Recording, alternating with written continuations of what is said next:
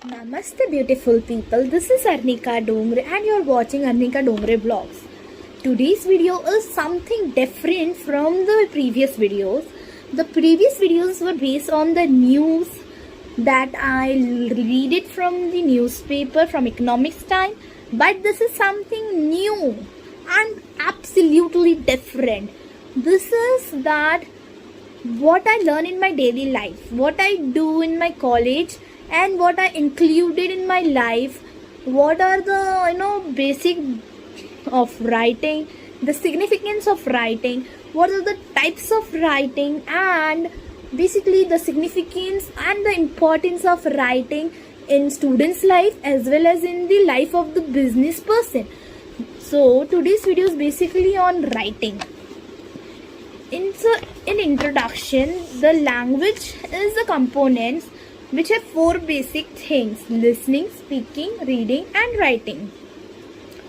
Writing is a complex activity that required vast knowledge of vocabulary, various sentence structure, and correct grammatical uses. Presenting content logically and sequentially manner another to aspect of writing. The writing should be presenting in logical way and in sequential way. And the another aspect is writing is a skill that needs to be sharpened and developed in everyone's life, right? Then importance of writing. What is the importance of writing? Importance of writing is an important communication between the experiencing the ideas, opinions, influences, and bring the changes. Next, initial for content development, office and the personal record management in the written form.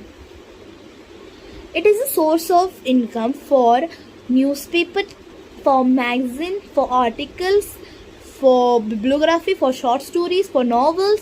Yes, from writing we can earn income for our livelihoods, and that is the truth. So next is writing down the ideas bring clarity in our thought process, and it is a permanent document. Permanent document. Once you have write, you cannot change it. It is a great source of knowledge and most common official communication. It is an official communication. This word is very important because writing is an official communication. Okay, next, steps of writing. Basically, in writing we contain 7 steps. First is selection a topic. If a person know what is selecting a topic such as idea, theme, or subject, then it's come to brainstorming. Brainstorming is random ideas running through your brain, crowding in your brain. That can be positive, negative, right or wrong, just it's come into your brain. It's brainstorming. It's create a storm like an tornado, or you can say water hurricane. Okay, next, organizing your content.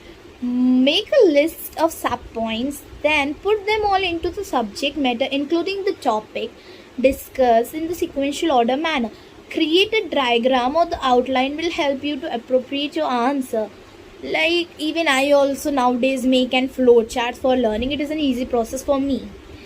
I recommend everyone to do that because it shows the path. How do we have to learn in sequence? It shows the points and actually help us. If for suppose I am writing about tree, so I will write it is green color, give oxygen, and step by step the things. So if I want to write an answer for 100 to 200 words, it make it easy for me to write and inculcate more points, so I will not forget my points, and my essay will be in a sequence. Okay, writing. Writing is the most important step. Choosing of words. Interest begin an article, forming the suitable sentences, developing a paragraphs, and also uses of illustration and examples. Revising. Give yourself a break of 5 to 10 minutes. Then come back and read the things. Whatever you have written, you can see the changes. You can make changes in the writing. Okay, next, editing and proofreading. Editing and proofreading means proofreading is spelling, grammatical, punctuation errors, and sentence errors. This can be done by expert in the field. And last and the main step is to publish and print it out. Once a document is ready, then it can be sent to print. Put it on the website for the user so they can easily research your document. Okay, next. Basically, in writing, we have 4 organization structures, which is based on a ray diagram, sequential diagram, comparison and contracts, problem solving, and cause and effect. So basically there are 5. I'm sorry, not 4, 5. Right. So in problem and solution, state the problem and then write the solution after that. In suppose you are making a box and then put the things in the another box and put the arrows. The problem is here and the solution related to the problems are pointed downwards. So it's very easy to learn the things. Next is cause and effect. Same as in problem and solution, cause and effect. You just have to write the effects, cause in a box or a circle, and effect related to that outside that. Comparison and comparison is listing similarities or dissimilarities or a advantage and disadvantage in different column. Sequential form, one of my best thing, I love to do that. Sequential is flow charts which help me to learn easily, get into the points very easily, and I like that concept very nice, very good. Listing a concept, what you want in a particular order is sequential. And a ray diagram, in this you have to write a topic in a circle and then put the arrows in inverted to your circles and then write the subpoints of that thing. It's a ray diagram. Now, styles of writing. Every writer has his or own style of writing. It reflects their author's mood, tone, prepositives, position, personalities, objectives of the writing at a particular piece. There are mainly 4 types of writing: expository, narrative, descriptive, and persuasive, which is also known as a argumentative.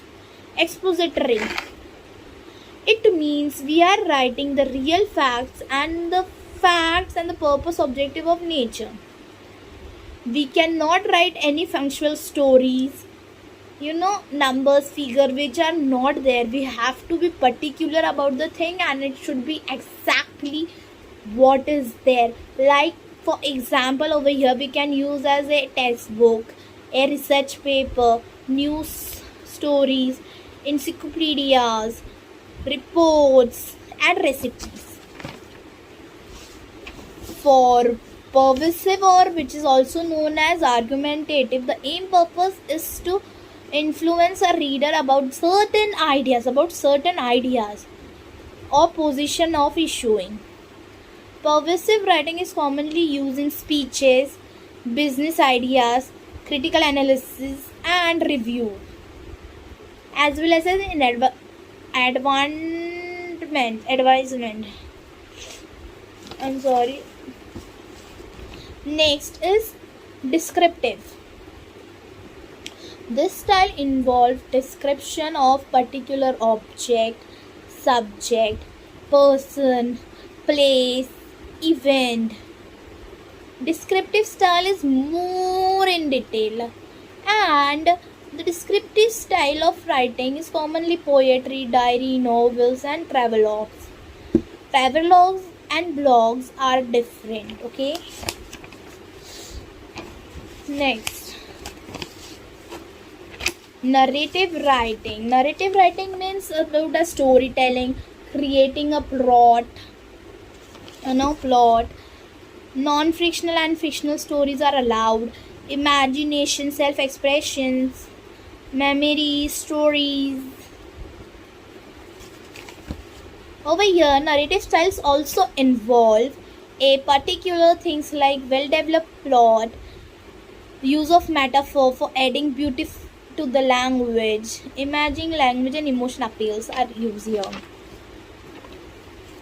Significance of writing for a student. It is helpful for communication skills to improve, remember recent learning material, self-understanding for the person, and also future career perspectives. Characteristics of good business writing, as I talk in the introduction also, business world maybe this writing is used. In business writing we use a clear purpose, they use clarity, targeting audience, suitable tone, appropriate format, and also personal emotion, which basically means over here clear purpose is all about what is absolutely clear in the purpose of writing a piece or a draft. Next, clarity means there should be no beverage and utmost importance, no place for poetical praises. Targeting audience means we have to keep in our mind to whom we are basically writing the things. It can be like if we are writing to a student, then in a textbook of student you cannot write about the stories, the fictional stories that are very childish or very for adults. You can write about their thinking, right? If I'm in ninth, I will learn about ninth. If I'm in first year, then I will learn about my first year. I cannot go beyond that, or I will not go below the level of my learning. We should always think for whom we are writing.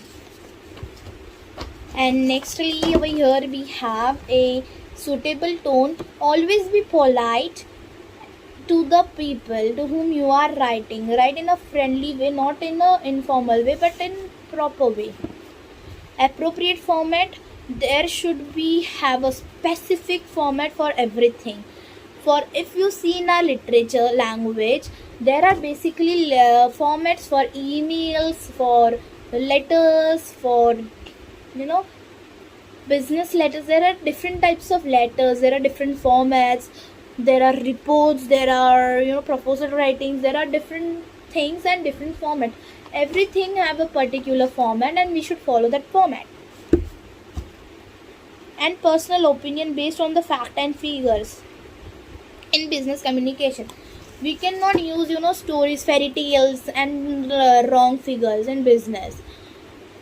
Example, if Nifty is using a wrong figure, then it will be a very much loss for the stakeholders. You should be very much focused and concerned about your figures and factors which you are using in business communication for the business world, especially in trading, profits, earning or losses, in accounts of your labor work and what their time wages and the difference between the wages and everything. You should know it very properly.